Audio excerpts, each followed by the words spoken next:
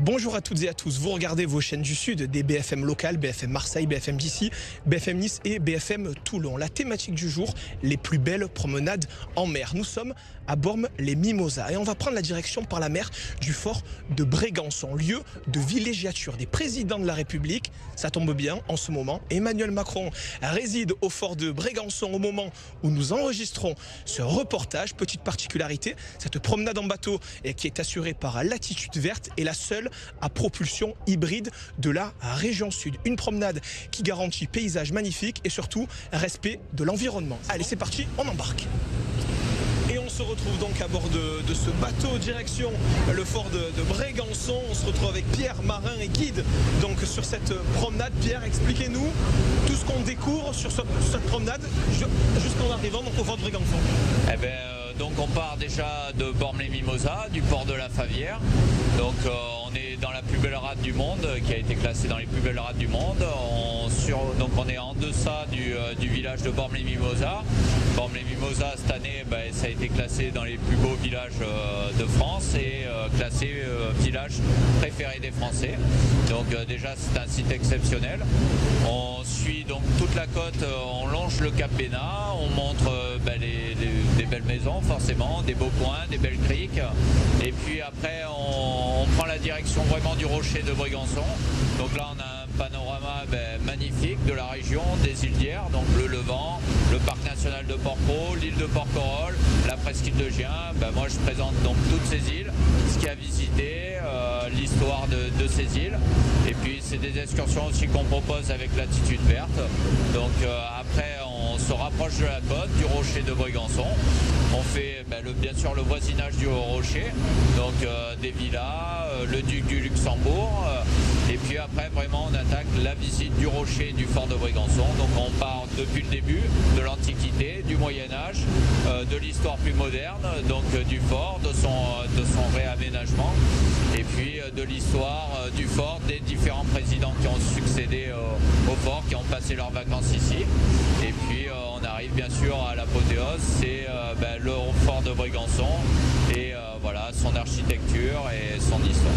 Alors beaucoup de chance pour tous les visiteurs qui étaient là présents ce soir, c'est qu'il y a le bateau donc, du président Macron qui rentrait de sa balade et donc on a pu apercevoir aussi en train de rentrer au fort.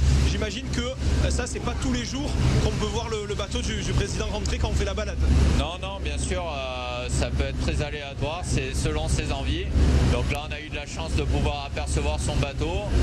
Voilà, c'est quelqu'un qui aime beaucoup la mer, c'est quotidien qui part en mer. Maintenant l'avoir vu là sur cette promenade là, c'est assez rare. Mais voilà, c'est sûr qu'on le voit surtout au mois d'août. Après hors saison il vient quelques jours, mais c'est vrai que là on a beaucoup de chance ce soir d'avoir pu l'apercevoir. Parce que j'imagine que c'est ce que les clients viennent chercher quand ils choisissent cette promenade là au fort de Brégançon l'été, surtout au mois d'août, c'est pourquoi pas d'essayer d'apercevoir évidemment le président de la République. Et on le rappelle, autour du rocher de Brégançon, vraiment un énorme dispositif avec des bouées qui nous permettent pas justement d'approcher le rocher, et des gendarmes qui sont constamment positionnés sur l'eau pour surveiller tout ça. Oui, bien sûr, quand il y a le président, le dispositif de sécurité il est renforcé. On a des zodiacs de gendarmerie, une patrouille terrestre de CRS et il y a toujours une zone d'exclusion permanente. Quoi qu'il arrive autour du fort de Brégançon à l'année, il y a une zone d'exclusion et c'est vrai que le dispositif de sécurité est renforcé quand il y a le président et c'est normal.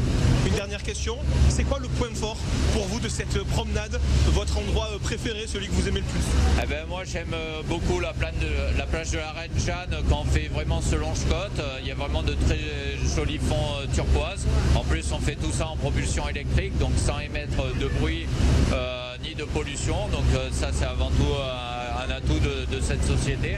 Et puis aussi derrière de voir le fort de Brégançon avec cette luminosité en fin de journée qui éclaire la bâtisse et voilà, c'est très joli.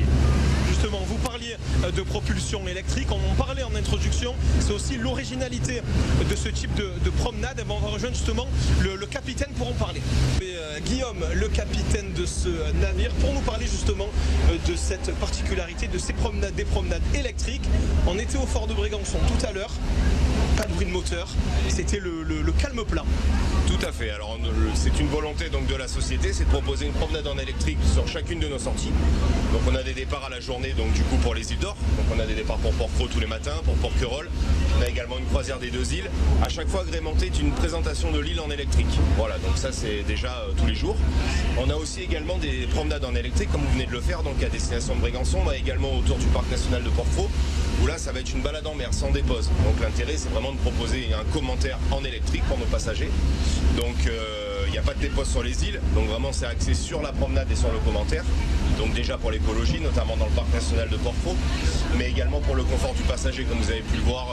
Voilà, quand il y a un commentaire en électrique, c'est pas la même chose que ce qu'on est en train de faire là avec les moteurs diesel allumés. On a également une croisière dégustation qui dure 1h30, donc qui est en fin d'après-midi, donc dans la baie de Bormes-les-Mimosas, où celle-ci est en 100% électrique. C'est-à-dire on n'allume même pas les moteurs diesel. C'est une balade qu'on fait en 100% électrique, on part en électrique. Des petits amuse-bouches, on a un vigneron qui vient pour proposer donc ses vins. Et donc voilà. Et on a même maintenant des sorties whale watching aussi, cétacés derrière les îles, où on peut faire des approches de cétacés en 100% électrique également. Cette volonté de faire de l'électrique, vous avez été un peu pionnier dans le Var, un peu les premiers à faire ça. Pourquoi? Comment vous est venue cette idée? Parce que quand on parle aujourd'hui d'électrique, on se dit c'est presque normal finalement que tout le monde se mette à l'électrique. Vous aviez compris ça avant tout le monde. Pourquoi? On parlait de la préservation aussi de Porquerolles, qui est un site extrêmement protégé. Mais j'imagine qu'il n'y a pas que ça non plus. Alors on voulait se démarquer aussi, parce que c'est vrai qu'on voit la concurrence, c'est des gros bateaux de 300 passagers qui déposent beaucoup de monde. Aujourd'hui ça avait du sens parce qu'à Porquerolles par exemple on a des limitations. Voilà, on est en surfréquentation sur les 3 plus grosses semaines d'août. Donc du coup on a dû adapter notre jauge par rapport à cette surfréquentation. Donc nous en fait ça a été un choix mais global en fait. Il y a le côté électrique mais aussi la taille du bateau. C'était un petit bateau que vous avez vu, on peut s'approcher des côtes, c'est un bateau de 50 passagers maximum. On aurait très bien pu aussi avoir un bateau plus gros. Bon je veux dire on est resté dans une taille parce que c'était pour nous notre manière de faire visiter les îles aux gens et de proposer des sorties différentes, en électrique notamment, et pour faire découvrir la région à nos passagers. Et j'imagine que ce choix de l'électrique c'est également aussi très prisé par les clients maintenant, parce qu'on sait voilà les mentalités, les attitudes de consommation ont changé, et donc l'électrique maintenant ça fonctionne et c'est quelque chose aussi que le client va regarder. C'est quelque chose que le client va regarder, ça nous permet d'obtenir des labels également, parce que du coup on est à la marque Esprit Parc avec le parc national de Porquerolles. On est le seul bateau à passagers qui peut justement proposer des sorties en électrique dans le parc national de Porquerolles. Donc ça effectivement ça plaît à nos passagers, ouais. Et une question d'être un peu plus personnelle, c'est laquelle votre balade préférée là dans cette baie de Bormes, ou alors peut-être un peu plus loin aux îles d'Or? Alors moi j'aime beaucoup la dégustation parce qu'elle est en 100% électrique et c'est chez nous quoi. Voilà, c'est la baie de Bormes, elle a été labellisée plus belle baie du monde il n'y a pas longtemps. Donc c'est vrai que ça reste en local et ça moi j'adore. Combien de bateaux, combien de flottes pour l'Attitude Verte? Alors un seul bateau, voilà, ouais, on n'a qu'un bateau qui tourne donc des vacances de Pâques jusqu'aux vacances d'octobre, voilà. Donc 7 mois de saison et c'est déjà bien intense, voilà, on propose 4 sorties par jour. Donc voilà, pour le moment, nous n'avons qu'un seul bateau.